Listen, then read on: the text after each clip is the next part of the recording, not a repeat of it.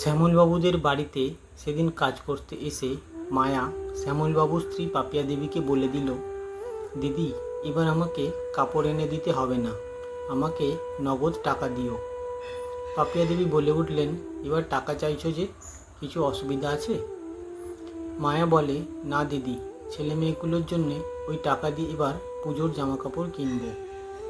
পাপিয়া দেবী কিছুক্ষণের জন্য চুপ থাকলেন। মায়ার কথাটা শুনে বুঝতে পারলেন যে মায়া আর পুজোতে নিজের জন্য কাপড় কিনবে না। পাপিয়া দেবী পুজোর বাজার করতে গেলেন। গিয়ে শাড়ির দোকানে নিজের জন্য কাপড় কিনতে গিয়ে মায়ের জন্য একটা কাপড় কিনে আনলেন। ষষ্ঠীর দিন মায়ের হাতে কাপড়টা ধরিয়ে দিতেই মায়া বলে ওঠে, দিদি, পুজোতে আপনাদের কত খরচ, আবার কেন কিনতে গেলেন?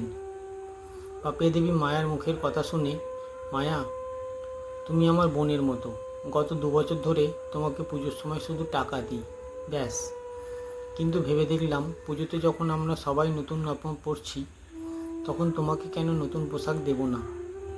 তুমি নতুন পোশাক পরবে না এই বছর, সেটা কি করে হয়? তোমাকে দিতে পেরে আজ ভালো লাগলো।